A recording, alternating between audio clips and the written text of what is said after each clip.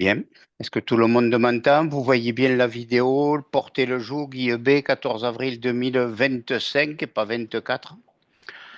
Oui, oui, c'est Voilà, parfait. Oui, on voit les. c'est parfait. Première diapo, il y a déjà une faute. Vous demanderez de l'indulgence.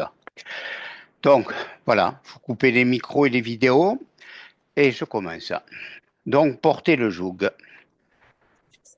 C'est une expression qu'on entend, qu'on a entendue depuis notre enfance spirituelle. Et j'ai eu à cœur de fouiller un petit peu ce sujet, savoir qu'est-ce que le Seigneur nous demande, qu'est-ce qu'il en découle pour nous, est-ce qu'il y a des bénédictions qui sont à la clé, obéir, écouter, obéir à la parole, c'est toujours pour notre profit. Donc, je passe tout de suite au plan suivant que je vous propose. Tout d'abord, en introduction, on verra qu'il y a un passage de référence qui nous amène à deux définitions. Et puis une question qui est cet étonnant rabbi qui nous enseigne. Ce passage nous présente trois invitations qui s'adressent à des personnes libres ou à des esclaves. Est-ce que le joug est un vecteur de grâce? Est-ce que joug et douceur sont des notions compatibles ou antinomiques? Prenez mon joug, le joug de qui? Ce qui demande un long apprentissage, toute une vie. Et que veut-il que nous apprenions? J'ai retenu quatre vertus chrétiennes qui sont la douceur, la docilité, l'humilité de cœur, la synergie. Nous avons aussi une promesse parmi d'autres que j'ai retenues, c'est je vous donnerai le repos de l'âme. Qu'est-ce que la parole nous en dit? Ensuite, nous verrons que le contraire de porter le joug, parce que c'est possible aussi. Le Seigneur nous demande de porter aussi une autre chose et on en viendra à la conclusion. N'hésitez pas à intervenir si je parle trop vite, je vais essayer de limiter le débit. Donc, en introduction, j'ai retenu un passage de référence, c'est Jésus lui-même qui nous dit, venez à moi, quand ça voudra marcher, ça sera pas mal. Venez à moi, vous tous qui vous fatiguez et qui êtes chargés, et moi, je vous donnerai du repos. Prenez mon joug sur vous et apprenez de moi, car je suis débonnaire et humble de cœur, et vous trouverez le repos de vos âmes, car mon joug est aisé et mon fardeau est léger. Matthieu 11, les trois versets 28, 29 et 30. En définition, dans le sens littéral, le joug est un élément d'attelage en bois pour réunir deux animaux de trait. Je vous ai évité une photo, tout le monde sait de quoi il s'agit. Mais au sens figuré, cela nous parle d'une contrainte exercée à l'encontre de quelqu'un. Par exemple, tomber sous le joug de quelqu'un. Et la parole, surtout l'Ancien Testament, nous parle de ce sujet, c'est-à-dire vous êtes sous la domination de. Il ne s'agit pas du tout de ce sens-là dans ce que je vais vous présenter, uniquement le sens littéral. Alors, qu'est-ce qu'il nous enseigne? Ben, c'est un étonnant rabbi qui nous invite à apprendre de lui. Cette parole de Jésus est incontournable pour comprendre comment Jésus désire instruire ses disciples, comment nous pouvons devenir disciples. En disant apprenez de moi, Jésus se présente comme un véritable maître à enseigner, un véritable rabbin, comme on disait de son temps, mais un rabbin qui a profondément intrigué ses contemporains, car il se distinguait des autres rabbins. Parce que on ne devient rabbin qu'après avoir été soi-même disciple. Or, dans le cas de Jésus, personne ne sait de qui a été son rabbin. Par qui a-t-il donc été formé à l'enseignement? Jésus n'élude pas la question et donne une réponse sans équivoque. Mon enseignement n'est pas de moi, mais de celui qui m'a envoyé. Jean 7, verset 14 et suivant. Jésus n'est pas un autodidacte, il a bien reçu son enseignement de quelqu'un, mais pas de n'importe qui, de celui qui m'a envoyé, ce qui revient à dire de Dieu lui-même. Nouvel étonnement, car aucun rabbin n'a été ainsi directement formé par Dieu. Dieu est bien la source de tout enseignement, mais toujours à travers un intermédiaire humain.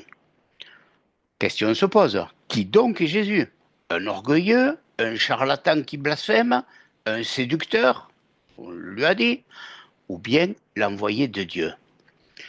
Ce qui suppose que se mettre à son école, répondre à son appel, c'est faire un véritable acte de foi. Venez auprès de moi, mettez-vous à mon école. Ma réponse dira mon choix. Devenir disciple, cela ne se fait pas pour nous en un instant, en quelques heures, ni même en quelques jours. Non pas à cause de l'incompétence du maître, mais à cause de l'opacité de nos esprits, de la résistance de nos cœurs, de l'incohérence de nos désirs, de la lourdeur de nos existences humaines, de notre faiblesse. C'est un long travail de disciple, un long travail d'apprentissage.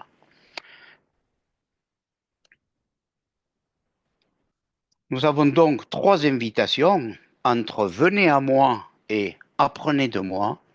Jésus prononce un autre impératif adressé aux mêmes personnes et qu'il est bon d'examiner maintenant car il va décrire les conditions dans lesquelles va se dérouler l'enseignement proposé. Prenez mon joug. L'enseignement proposé par Jésus ne va pas se situer sur des bancs d'école, mais sous un joug. Non pas au niveau théorique, mais d'emblée dans les conditions d'un travail pratique. Le joug est un instrument de travail, et même d'un travail harassant, éreintant. Curieux rabbin qui nous enseigne ainsi.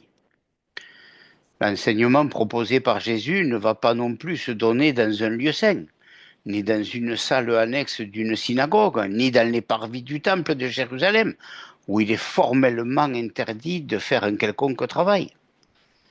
Cet enseignement sera donné là où on porte un joug, c'est-à-dire en un lieu tout à fait profane, non pas le jour du sabbat, mais dans le quotidien de la vie, puisque les jougs sont proscrits comme est proscrit tout travail le jour du sabbat ou les jours des fêtes religieuses.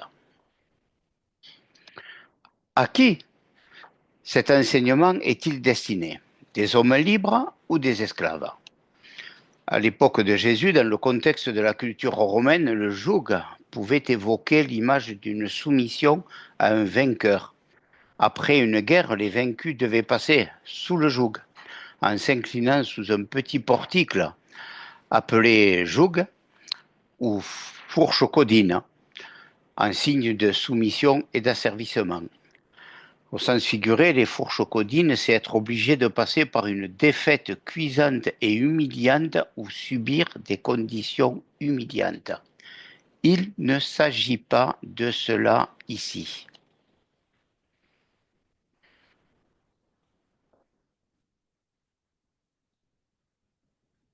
Jésus ne dit pas « passez sous mon joug », mais « portez, prenez », se situant ainsi clairement dans le registre du travail et non de la guerre ou de la défaite. Dans la Bible, porter un joug dénote un travail éreintant, le plus souvent effectué par un étranger, dans un contexte d'esclavage. C'est ainsi qu'Israël a porté le joug de l'Égypte, comme c'est dit en Lévitique 26, verset 13, le joug de la Syrie, en Ésaïe 14, 25, le joug de Babylone, en Jérémie 28, et donc de tous les peuples qui se sont rendus maîtres de lui. Mais il ne s'agit pas de cela ici, et Jésus ne se présente pas comme un dominateur, il n'impose pas son joug, il le propose. Il n'asservit pas, il invite. L'invitation est adressée à des gens libres qui ont toute liberté de répondre, d'accepter ou de refuser. L'image du joug est celle d'un travail effectué dans la liberté pour apprendre la sagesse de Dieu et non d'un travail d'esclave au profit d'un tyran ou d'un oppresseur. À quel type de travail nous faut-il alors penser? À tout travail effectué au nom du Christ. Que ce travail soit de type pastoral, en ou hors Église, ou bien service auprès des couples, des célibataires, des handicapés, des vieillards, des exilés, des chômeurs, ou bien qu'il s'agisse d'un travail intérieur, d'un travail sur soi. Tout ce qui est fait sous le joug de Jésus, sous son autorité, dans le quotidien de la vie, tout cela est un lieu d'apprentissage concret où se forme le disciple. L'image du joug pour un travail effectué dans le concret de la vie est intéressante, mais il faut bien reconnaître qu'elle apparaît tout à fait incongrue, voire déplacée quand on considère à qui s'adresse Jésus. Vous tous qui vous fatiguez et qui êtes chargés. Proposer un joug et donc une charge supplémentaire à des gens déjà chargés et fatigués, c'est pour le moins surprenant. La vie est bien assez pénible comme cela, le quotidien bien assez lourd à porter. Comment Jésus peut-il nous proposer quelque chose qui va être un poids supplémentaire? Ce qui nous amène à nous poser la question, est-ce que le joug est-il un vecteur de grâce? La particularité du joug est de n'être pas porté par un seul, mais par deux. Le joug est d'être posé sur deux nuques reliées entre elles. Le fait du joug est d'être posé sur deux nuques reliées entre elles. En proposant un joug, Jésus ne veut donc pas accabler celui qui souffre et qui n'en peut plus sous sa charge, mais au contraire répartir la charge sur deux en adjoignant une autre personne. Proposer un joug à quelqu'un, c'est donc alléger sa charge de moitié. Ce n'est pas tout enlevé, certes, mais c'est tout de même un immense soulagement, une véritable grâce. Jésus ne se présente pas comme celui qui va supprimer toutes les difficultés de la vie, qui va faire disparaître tout ce qui peut peser. Ce serait faux de faire croire à un disciple qu'il n'aura plus rien à porter, plus de problèmes, plus de difficultés, plus de revers, d'échecs, de tentations. Jésus n'ouvre pas le chemin du rêve ou de l'illusion, il fait face à la réalité de la vie en proposant un allègement, un soulagement. La proposition du joug vient faire disparaître toute notion de solitude. La difficulté de la vie, sa dureté, c'est aussi d'avoir à affronter seul et de porter seul son fardeau. La proposition du joug apporte un terme à la solitude. Désormais, je ne serai plus seul, mais avec un autre pour porter ce qui fait le poids de ma vie. Quelle bonne nouvelle, et j'affirme que c'est une bonne nouvelle. Remarquons que la fatigue d'une tâche accomplie seule diminue dès lors que cette même tâche est accomplie avec quelqu'un d'autre. C'est donc un soulagement et même parfois une joie de partager avec un autre la fatigue d'un travail. La présence d'un autre est alors une grâce. Mon joug est doux. Joug et douceur sont-elles des notions compatibles? Dans cette image, à quoi peut donc correspondre le joug décrit comme étant doux? Un joug est fixé sur les bêtes avec des liens, des courroies qui les unissent très étroitement. C'est ainsi que les bêtes sont attachées l'une à l'autre. Quel est donc le lien qui nous attache au Christ, sinon le lien de l'amour? Les commentateurs anciens de cette image sont unanimes. Le joug qui nous unit au Christ, c'est l'amour, la douceur de son joug et la douceur de son amour. Voilà pourquoi le fardeau devient léger. L'amour du Christ qui nous unit à lui rend tout fardeau léger. Mais de quel joug s'agit-il, puisqu'il nous dit « prenez mon joug ». Si on commente l'image du joug en faisant du Christ celui qui conduit l'attelage après avoir posé son joug, comme fait un bouvier qui conduit deux bêtes de somme, mais sans expliquer qui se trouve à notre côté pour porter le joug. Une parenthèse, le bouvier étant la personne qui s'occupe d'un attelage de bœufs, qui garde, qui conduit, qui dirige. L'image est alors faussée car un joug nécessite deux personnes pour être porté. La question c'est comment expliquer qui se trouve à notre côté pour porter le joug. La question demeure incontournable. Qui donc est celui qui porte avec nous le joug?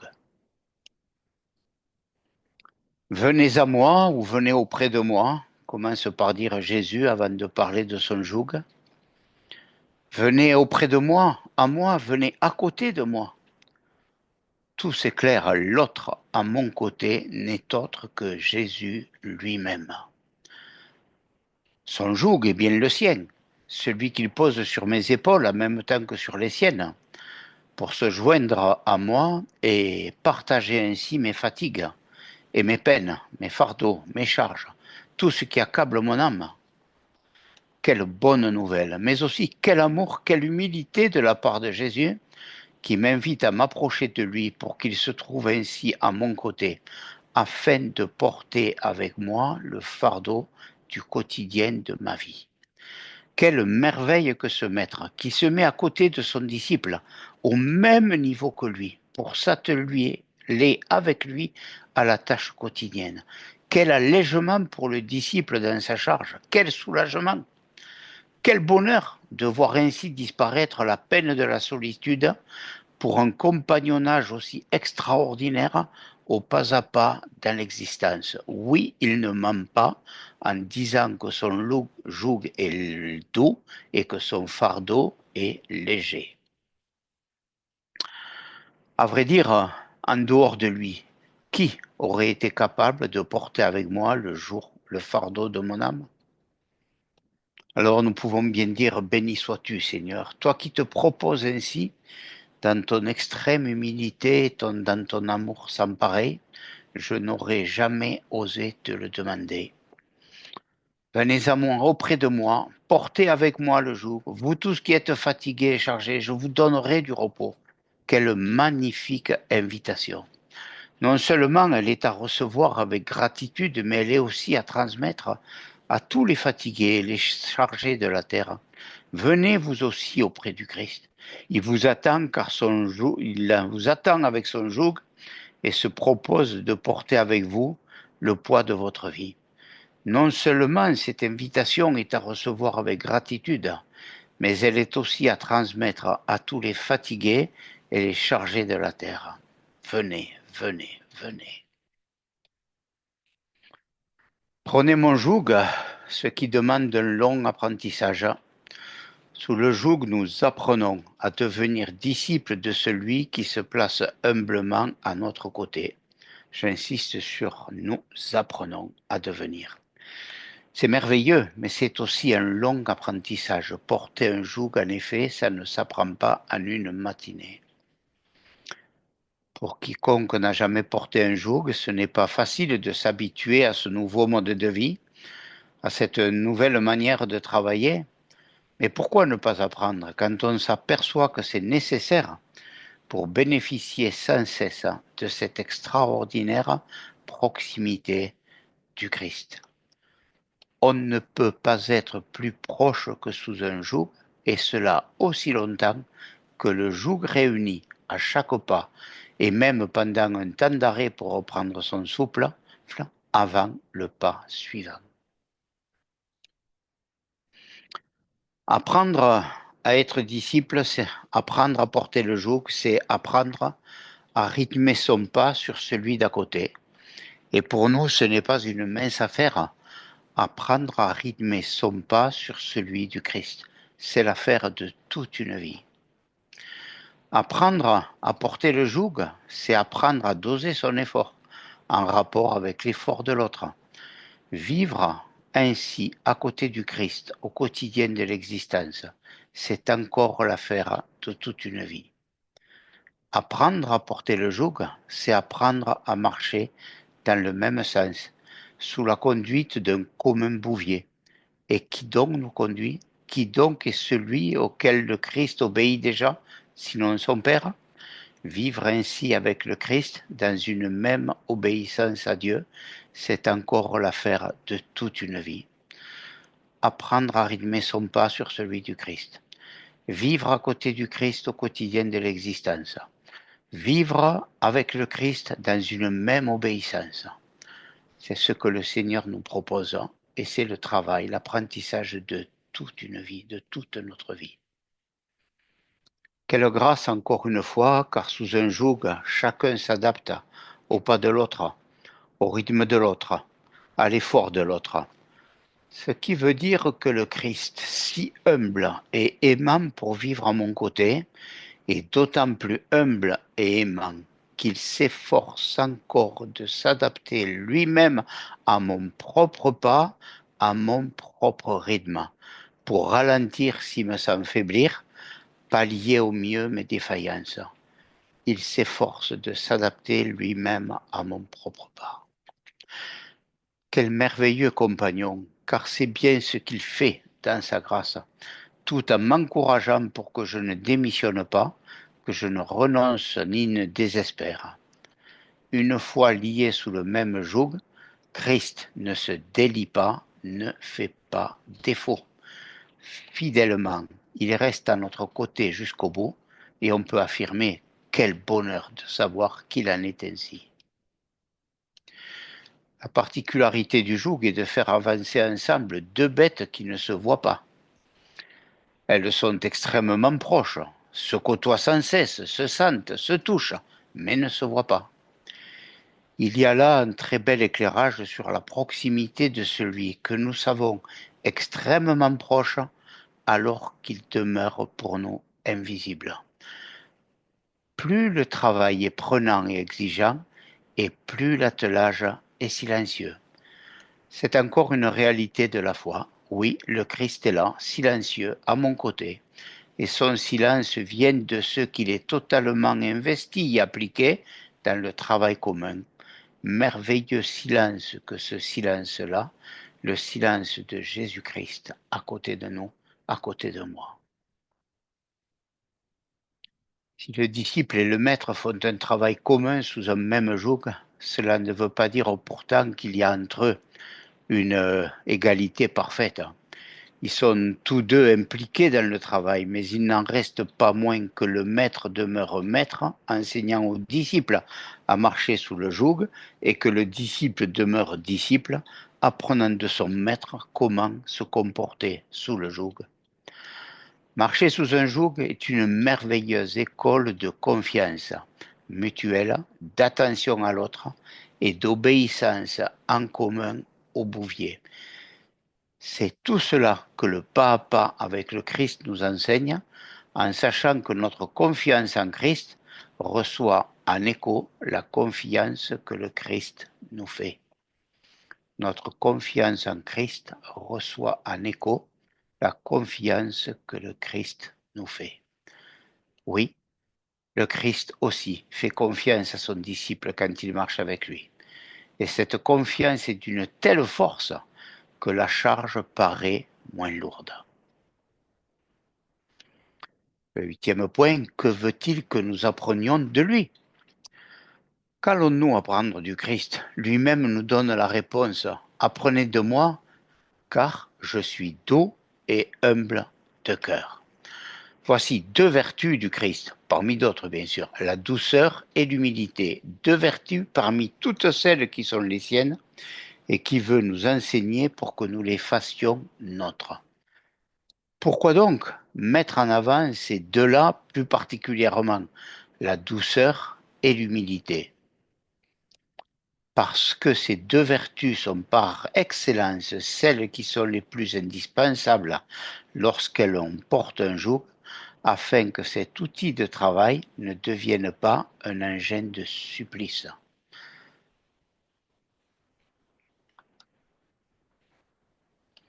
Plus une bête est douce et humble, et plus son joug devient doux et léger, et devient aussi doux et léger sur les épaules de l'autre.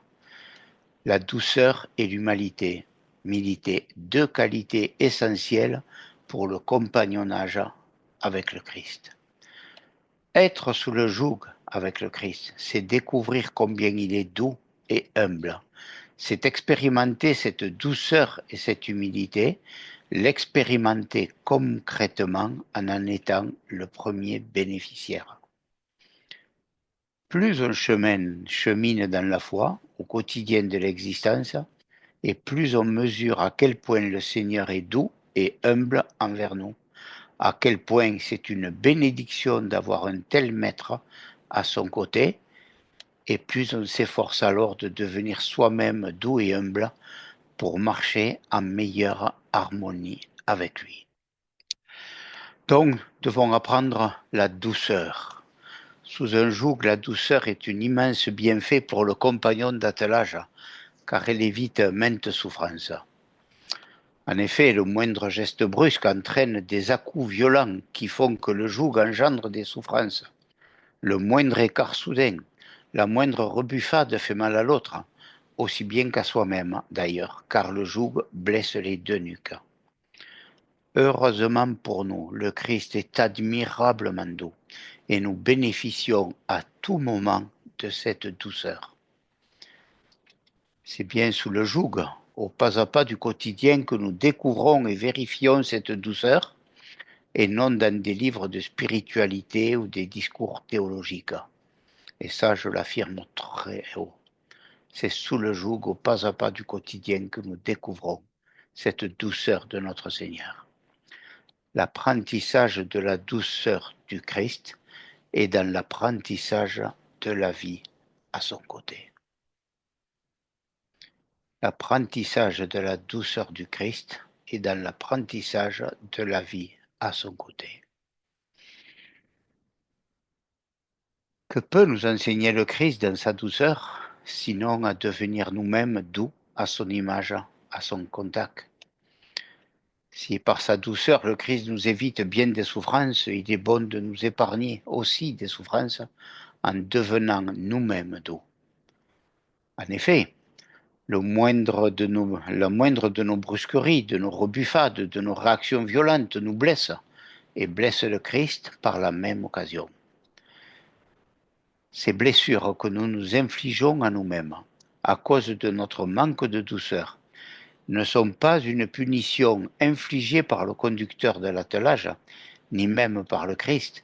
Elles sont le fruit de notre propre attitude, elles découlent de notre manque de douceur, de nos révoltes, de notre insoumission. Nous nous faisons mal à nous-mêmes par notre insoumission, notre désobéissance à Dieu. C'est un aspect de la souffrance dont il est bon d'avoir conscience. Plutôt que d'accuser Dieu de nous punir, reconnaissons que par notre insoumission à Dieu, nous nous faisons mal à nous-mêmes. On a vu la douceur, apprenons aussi la docilité. Le mot grec traduit par doux signifie aussi apprivoiser en parlant d'un animal, c'est-à-dire docile. Sous un joug, le principal bénéficiaire de la douceur est le voisin d'attelage, alors que la docilité est avant tout orientée vers le bouvier, à savoir Dieu, en ce qui nous concerne. Autant le Christ est doux envers nous, autant il est docile envers son Père, obéissant à sa parole, entièrement soumis à ses commandements, à sa volonté. Rappelle ce verset que nous connaissons tous bien, non pas ma volonté, mais que ta volonté soit faite. La docilité, c'est une tendance naturelle à obéir, à céder, nous dit le Centre national de recherche textuelle. Et l'obéissance que nous découvrons en Jésus envers son Père n'a rien de servile. Elle est une obéissance pleine d'amour, une soumission volontaire, libre, dictée par le seul amour. C'est le contraire même de la nuque raide.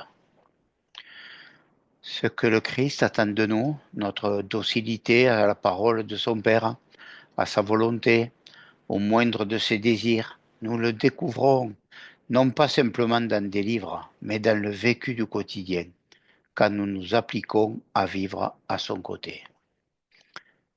La docilité dont parlent les évangiles, nous l'assimilons vraiment en essayant d'en vivre dans le compagnonnage du Christ.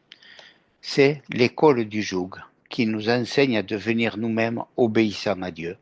C'est du Christ que nous apprenons vraiment l'obéissance. La docilité à Dieu est affaire d'abandon, non pas l'abandon de ce que nous avons, mais l'abandon de ce que nous sommes. Il s'agit moins d'abandonner quelque chose que de nous abandonner nous-mêmes à Dieu, nous abandonner par amour. L'abandon au Père se vit dans l'obéissance confiante et aimante au côté du Christ, qui dans sa docilité vit lui-même parfaitement cet abandon. Cela aussi est l'affaire de toute une vie. Alors on peut se poser la question, d'où vient notre manque de docilité envers Dieu? La réponse est claire, de notre orgueil, assurément, de notre prétention à vouloir nous diriger nous-mêmes, à vouloir nous passer du conducteur d'attelage, à savoir mieux que lui ce qu'il nous convient de faire. L'orgueil nous rend insoumis à Dieu et violents envers nos frères.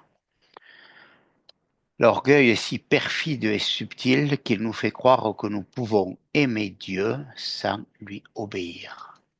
Je répète, croire que nous pouvons aimer Dieu sans lui obéir. Aimer Dieu en se permettant de lui désobéir, ne serait-ce que sur une seule de ses paroles, c'est tomber dans le piège de l'illusion tendue en secret par l'orgueil. Si l'orgueil est ainsi la source de l'indocilité, alors on comprend pourquoi Jésus, en plus de la douceur, est appelé à parler de l'humilité, non pour se mettre en avant dans son humilité, mais pour nous faire comprendre tout simplement d'où vient sa douceur, quelle en est la source, pour l'éclairer, pour nous la faire découvrir, pour l'enseigner et nous montrer ainsi le véritable chemin de la docilité à Dieu. Le Seigneur nous parle de son humilité. Alors, apprenons l'humilité du cœur. Être humble, c'est une chose, mais être humble de cœur en est une autre, infiniment plus extraordinaire. Les pères de l'Église ont finement noté qu'il y a en réalité plusieurs degrés d'humilité. Selon l'analyse de Nicetas Thétatos, byzantin autour du millénaire, il y a 3 niveaux d'humilité. Tout d'abord, l'humilité de langage. C'est le premier degré de l'humilité, le plus facile, le plus accessible pour celui qui veut bien s'en donner la peine, avec l'aide de Dieu bien entendu, car sans Dieu, tout effort d'humilité ne fait que produire l'orgueil. À force de combats spirituels, de détermination humaine et de secours divin, l'humilité de la parole est assez aisément accessible. Le deuxième degré, moins fréquent, moins accessible, plus difficile, c'est l'humilité de comportement. On peut en effet être humble dans ses propos sans être humble dans son attitude. On peut avoir un discours humble et un comportement orgueilleux, ce qui est hypocrite, mais qui révèle combien l'orgueil arrive encore à se cacher derrière des paroles humbles. Parvenir à l'humilité de comportement est le fruit d'un long combat spirituel de tout instant, demandant un effort acharné sur soi-même et une totale collaboration de la grâce de Dieu. Le troisième degré d'humilité est proprement inaccessible et à l'homme et pure grâce de Dieu, c'est l'humilité de cœur. S'il y a un fossé entre l'humilité du langage et l'humilité du comportement, il y a un abîme entre l'humilité du comportement et l'humilité de cœur. Nul parmi les humains n'a pu franchir cet abîme, sinon le Christ et ceux qu'il a rendus semblables à lui par sa grâce. L'humilité du cœur est en premier lieu l'humilité de Dieu lui-même, l'humilité du Père, l'humilité du Fils, l'humilité du Saint-Esprit. Sous le joug, au pas à pas, du côte à côte avec le Seigneur, l'Esprit Saint nous donne de découvrir petit à petit l'extrême humilité du Christ jusque dans la profondeur de son cœur. C'est merveilleux de pouvoir découvrir en même temps, petit à petit, dans les récits évangéliques, combien est grande cette humilité. Humilité merveilleuse, car avec elle se révèle aussi en même temps la profonde humilité du Père et du Saint-Esprit. L'humilité du cœur, c'est la profondeur du mystère de l'amour divin. Découvrir peu à peu sous le joug combien le Christ est doux et humble de cœur plonge notre propre cœur dans un silence contemplatif. Découvrir l'humilité du cœur du Christ, c'est pénétrer dans le mystère du cœur du Christ, dans la profondeur inaccessible de son cœur. Cela relève du miracle. Qui peut, en effet, sonder la profondeur du Christ, sinon celui qui sonde les choses profondes de Dieu, à savoir le Saint-Esprit. Découvrons donc petit à petit, peu après pas, sous le joug, l'humilité du cœur du Christ. C'est être conduit en même temps par le Saint-Esprit, façonné lentement par lui, transfiguré petit à petit. Seul un regard transfiguré, un cœur transfiguré, peut entrer dans le mystère du cœur du Christ et le suivre sur le chemin de l'humilité. Ce passage de l'Évangile a ceci d'unique qu'il est le seul de toute la Bible à parler du cœur de Jésus. Personne d'autre que Jésus n'a parlé du cœur de Jésus. Seul le Père le connaît et seul l'Esprit peut nous le révéler, car lui seul peut aussi venir à bout de notre orgueil qui nous rend aveugles et sourds à ce sujet, à ce mystère. Cheminer sous le joug, c'est donc en fin de compte être habité par le Saint-Esprit, à côté du Fils, sous la conduite du Père. Ce pas à pas, dans le mystère trinitaire, conduit dans le silence de l'émerveillement et de l'adoration. Rien de moins que cela. Nous avançons pour apprendre aussi la synergie, c'est-à-dire la mise en commun d'actions concourant à un but commun avec des moyens communs. Sans moi, vous ne pouvez rien faire. Cette parole du Christ rapportée par l'évangile de Jean rejoint parfaitement l'image du joug, en Jean 15, verset 5. Sans le compagnon d'attelage, sous le même joug, il est impossible de faire quoi que ce soit. En effet, l'image du joug est sans doute la meilleure manière de parler de la synergie, c'est-à-dire la collaboration d'efforts, de la mise en commun des énergies en une seule qui en est la résultante. Quand deux bêtes de somme sont sous un joug, ce qui est mesurable, ce n'est pas l'énergie de l'un ou de l'autre, mais l'énergie des deux ensemble. Non pas le travail effectué par l'un ou par l'autre, mais celui des deux ensemble. En nous invitant à prendre son joug, Christ nous invite à une vie en synergie avec lui, une vie telle qu'il ne nous est plus possible de savoir ce qui vient de lui ou de nous. Sous ce joug d'amour et d'humilité, personne ne va faire des comptes, mais chacun va humblement attribuer l'essentiel à l'autre.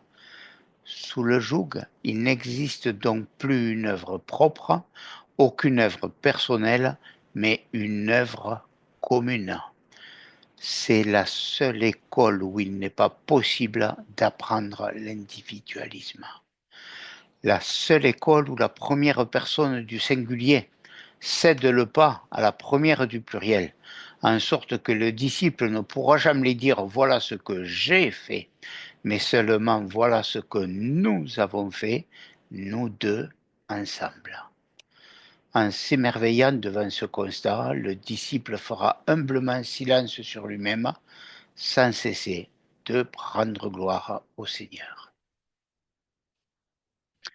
À regarder de plus près encore le travail effectué par un attelage, et non pas l'œuvre des bêtes attelées, mais l'œuvre du bouvier qui conduit l'attelage.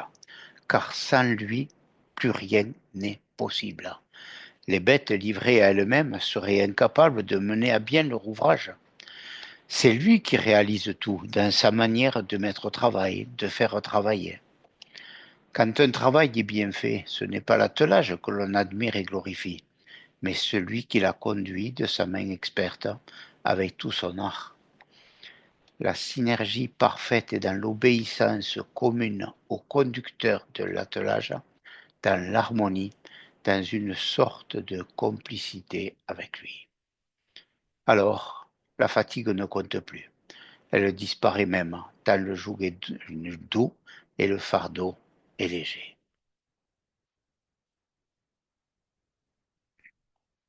Le 13e point, c'est cette promesse, je vous donnerai du repos.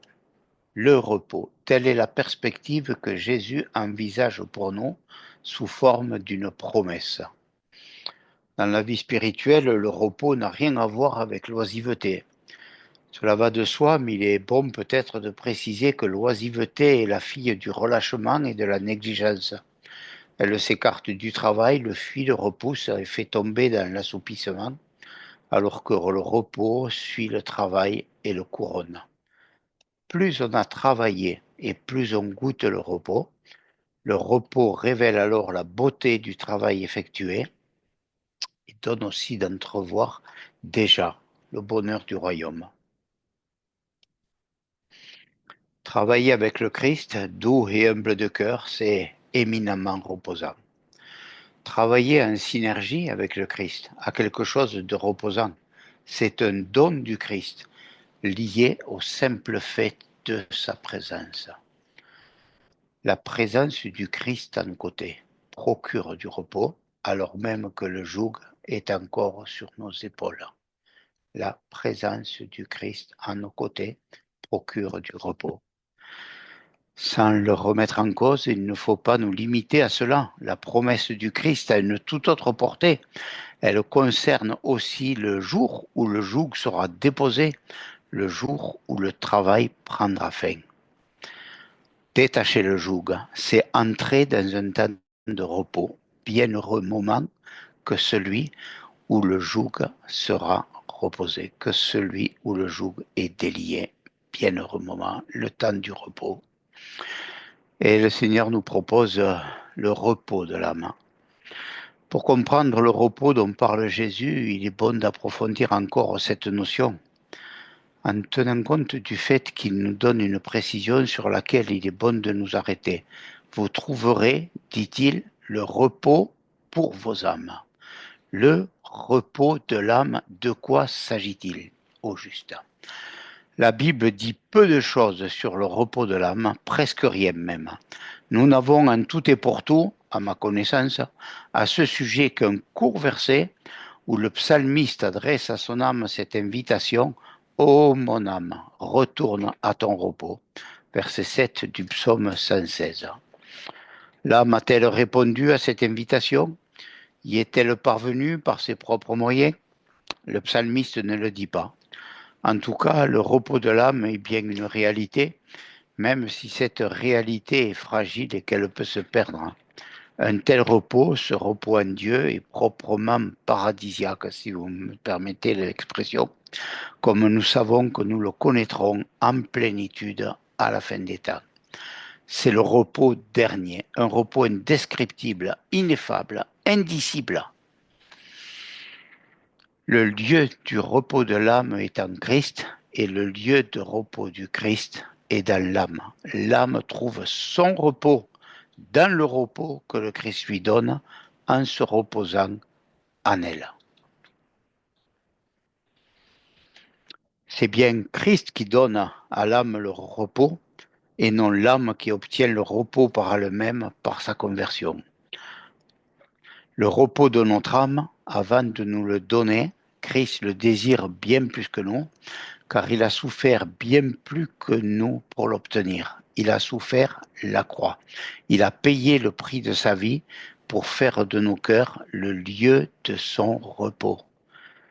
Si Christ cherche en nous le repos, c'est pour se reposer du combat de la croix. Christ frappe à notre porte. À nous de lui ouvrir librement. À nous de répondre à son désir par notre désir, à son amour par notre amour. La démarche est initiée par le Christ et non par nous qui avons cependant à répondre librement. Le repos de notre âme ici-bas, c'est le repos du Christ en nous et notre repos en lui, ce qui est vraiment paradisiaque, indescriptible, indicible. Nous atteignons des sommets, mais hélas, il y a le contraire du joug, c'est la nuque raide ou le cou roide. Le contraire de douceur, d'humilité, à manquer, c'est avoir une nuque raide et donc être particulièrement inapte à porter le joug. Avoir la nuque raide ou le cou roide est une expression fréquemment employée dans l'Ancien Testament pour décrire l'orgueilleuse insoumission d'Israël devant Dieu, son refus d'être enseigné par Dieu. L'orgueil, l'insoumission, le refus de l'enseignement. Mais nous avons aussi une autre chose à porter. L'image du joug est proposée aux disciples et proche d'une autre image proposée elle aussi par quiconque, par Jésus à quiconque veut devenir son disciple. Si quelqu'un veut venir après moi, qu'il se renonce soi-même et qu'il prenne ou porte sa croix et me suive. La croix est aussi incontournable que le joug pour le disciple. Dans les deux cas, il s'agit pour le disciple de porter, et c'est exactement le même verbe grec qui est utilisé, porter sa croix et porter le joug. Mais la première différence entre le joug et la croix, c'est le possessif qui les qualifie. C'est mon joug et votre croix. La seconde différence, c'est que le joug se porte à deux, alors que la croix se porte seule. Cela fait même partie du supplice que porter seul sa croix jusqu'au bout. Les disciples du Christ qui ont porté leur croix sont unanimes pour rendre le même témoignage. Au moment où la charge devient trop lourde et même insupportable, au moment où l'on tombe, voilà que soudain, la charge se fait plus légère. Une présence inattendue se manifeste dans le silence de l'effort. Quelqu'un est là, derrière nous, à la place de Simon de Cyrène. Le moment venu, nous reconnaîtrons bien qui est là, derrière nous, en silence, portant avec nous notre croix. Nous le reconnaîtrons au bruit de son pas pour l'avoir entendu avec nous sous le joug. En conclusion, nous avons vu qu'il y a des invitations qui sont proposées à notre foi, librement acceptées. Les invitations du Seigneur génèrent des promesses qui nous sont assurées et nous ouvrent à des réalités qui touchent au cœur même de notre Seigneur. Venez à moi, vous tous qui vous fatiguez, qui êtes chargés, et moi je vous donnerai du repos. Prenez mon joug sur vous et apprenez de moi, car je suis débonnaire et humble de cœur, et vous trouverez le repos de vos âmes. Car mon joug est aisé et mon fardeau est léger. Nous avons des invitations, venez à moi, prenez mon joug, apprenez de moi. Nous avons aussi des promesses, je vous donnerai du repos, vous trouverez le repos de vos âmes.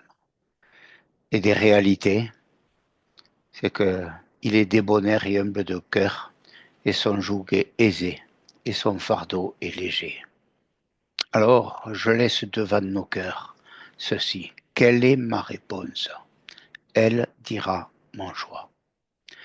Elle dira mon choix. Soumettons-nous à la plus puissante autorité qui soit, à l'autorité de son amour. Et pour terminer, je vous propose ceci. À toi, Jésus, nul n'est semblable, car toi seul est la vérité. Tout dans ta personne adorable est amour, grandeur et beauté. Dès ici-bas d'un cœur fidèle que nous vivions, Jésus, pour toi, t'offrant toujours, rempli de zèle, l'hommage saint de notre foi.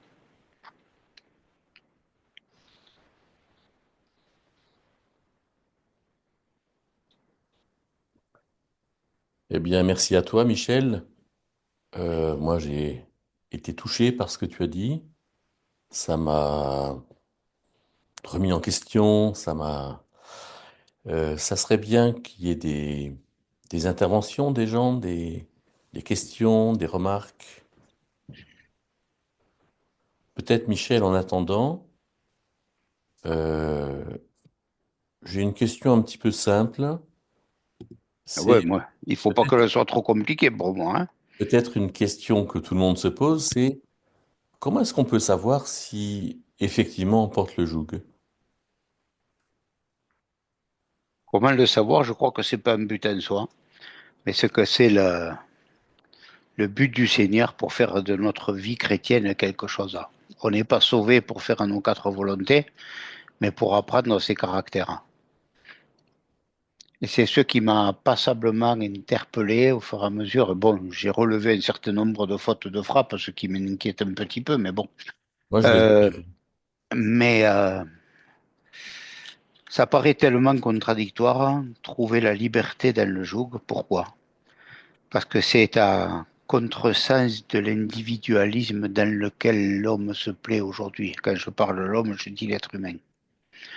Et je crois que c'est le plus grand bonheur pour un croyant que de passer de la foi juvénile à la foi mature en apprenant sous quelle autorité il est et quel bonheur on peut trouver à être soumis à cette autorité. Et j'insiste un petit peu sur ma question. Euh, quand on, j'ai bien noté les trois verbes, hein, prenez, apprenez, puis il y en a un troisième. Euh, Est-ce que tu penses pas que quand on est dans cet état d'esprit ou dans cette sollicitation directe de Dieu, est-ce qu'on ne peut pas être certain déjà que notre démarche est bonne et que quelque part on porte le joug puisqu'on l'a manifesté concrètement à Dieu? Je crois que après qu'on connaît la paix que nous donne le salut, c'est-à-dire retrouver une relation harmonieuse avec Dieu qu'on a perdue depuis le Jardin d'Éden. Je crois que le Seigneur nous le propose, mais comme je l'ai écrit, il ne l'impose pas. Il impose à personne de lire sa Bible, hein. Il impose à personne de venir rencontrer des frères et sœurs. Il impose à personne. C'est la liberté. Je crois qu'être chrétien, c'est être libre. Être libre de faire des choix, en sachant que tous nos choix ont des conséquences, que ces conséquences, comme chrétiens, comme les incrédules, il faudra les assumer, et que ces conséquences diront ce que sont nos choix. Moi, je suis toujours un petit peu dubitatif quand il y a des conversions, des baptêmes, ce que j'appelle des baptêmes à grand spectacle. Moi, Jean le baptiseur, en Jean 1, il nous dit, quand il a vu Jésus qui marchait, il a dit, voilà l'agneau de Dieu. Et je crois qu'il est inséparable. Notre marche est inséparable du témoignage que nous rendons. Pour moi, c'est pas plus, mais ça vaut quand même ça. Je pense que le but, c'est pas de savoir est-ce que je suis sous le joug, est-ce que j'y suis bien, est-ce que j'y suis pas. Seigneur, où est-ce que je suis là où tu veux que je sois? Et sa communion est un bon révélateur de la chose, je crois. Même si on peut s'abuser soi-même. Mais bon.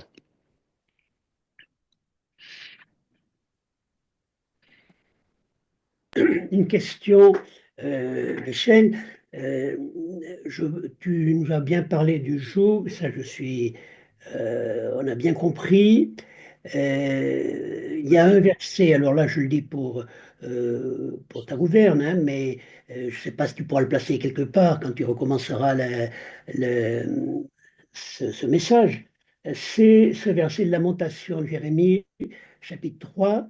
Il est bon à l'homme de prendre le joug dans sa jeunesse. Et donc ça, ça me fait venir à ce que tu as dit et qui est important, c'est une décision. Prenez mon joug. Il faut donc le décider. Mais après, tu as expliqué qu'il y avait des liens qui nous tenaient attachés au joug. Ces liens, ce sont des liens, c'est l'amour.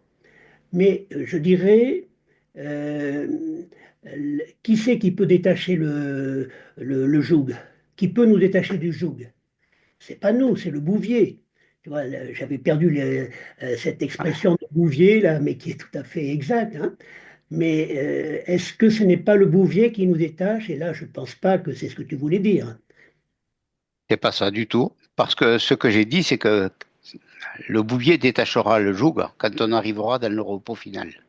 Par contre, l'invitation, c'est de prendre, de Hmm. porter.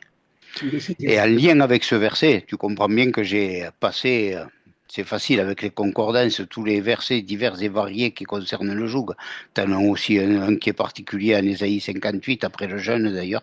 Bon, euh, et je crois qu'il est bon de porter ce joug-là dans la jeunesse. Et c'est peut-être sûrement pas la jeunesse physique, mais apprendre à la dépendance du Seigneur dans la jeunesse spirituelle. Et ce qu'on n'apprend pas quand il y a cette chaleur du premier amour, cette ferveur du premier amour.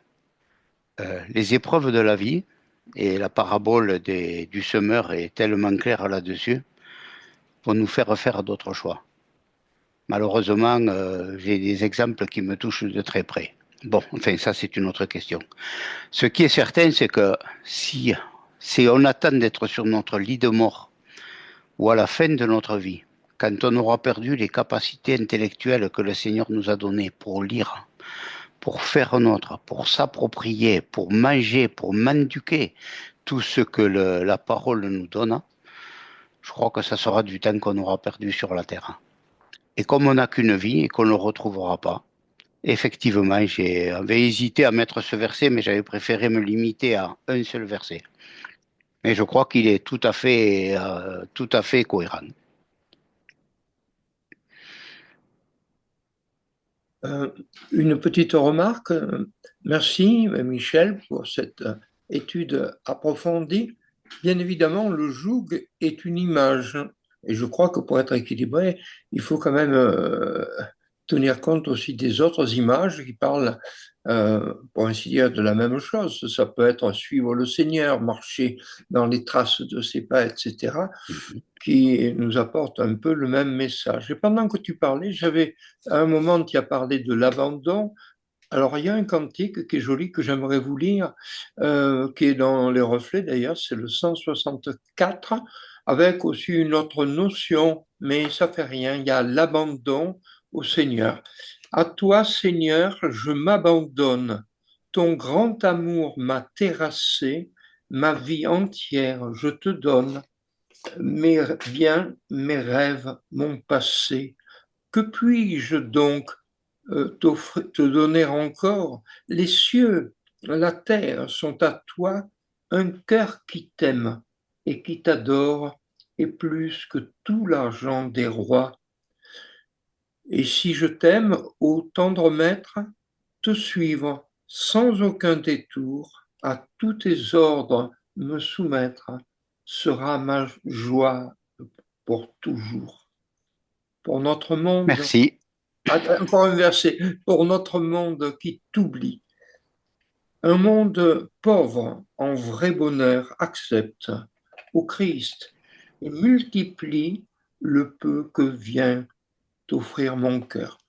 Bien sûr, c'est une pensée un peu différente, mais parallèle, qui va bien dans le sens de ce que tu nous as dit. Merci.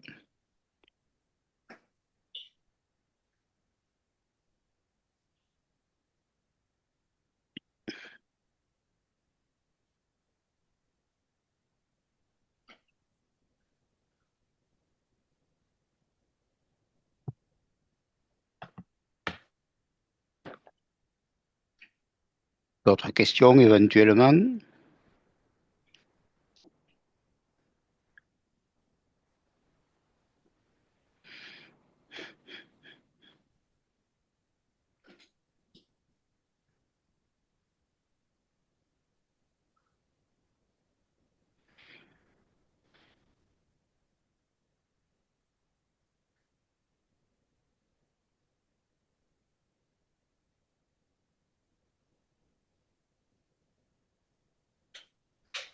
Bien, eh bien, écoutez, Bonjour Claudie.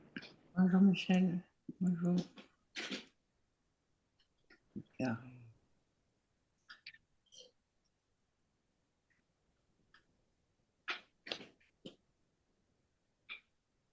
Guillaume, tu pourrais peut-être prier avant de se séparer, Moi, j'aurais juste envie encore de te poser une question, Michel, si j'ai une réponse. qui est euh, et- et- qu'est-ce que on n'est pas du tout appelé à juger les autres, mais comment est-ce qu'on peut voir chez l'autre qu'il est dans cette attitude de porter le joug? Ben, quand il reproduit les caractères du Seigneur, humble et doux, qui fait que ça m'interpelle moi-même quelquefois quand même aussi.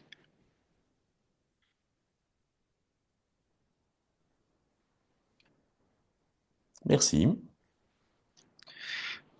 Notre Dieu, merci pour ce message que tu nous appelles à entendre. Il y a dans ce message quelque chose d'idéal et de très pratique. Et probablement, notre Dieu,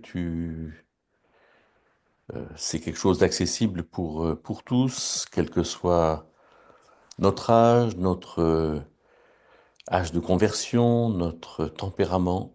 Et nous voudrions peut-être notre Dieu, grâce à ce que Michel nous propose, et notamment dans la fin de sa présentation, répondre à cet appel, peut-être nous engager particulièrement devant toi en toute sincérité, peut-être avec des remarques ou des questions du genre nous ne savons pas trop comment prendre ce joug. Michel a parlé d'attitude, de comportement, de parole, de cœur, et avec ce côté excellent du cœur, notre Dieu, nous te demandons de nous aider à comprendre cela, à l'intégrer, peut-être à être aidé par nos proches, nos amis, dans cette perspective. En tout cas, nous souhaitons bien, notre Dieu, réussir dans ce sens, être dans cette proximité avec toi, et de cette manière être avec tous ces signes d'amour, de protection, de sécurité, de sérénité. Nous venons toutes et tous, notre Dieu, avec ce que nous sommes, avec nos habitudes, avec peut-être ces mauvaises habitudes dont Michel a parlé, être, avoir un cou raide, être habitué à te résister. Notre Dieu, encore une fois, nous venons à toi avec simplicité et souhaitons vraiment ensemble que cette réalité, nous en emparions et que tu nous aides à bien l'intégrer pour nous-mêmes, notre Dieu, en te remerciant. Nous t'exprimons ensemble cette prière au nom du Seigneur Jésus. Amen. Amen. Amen.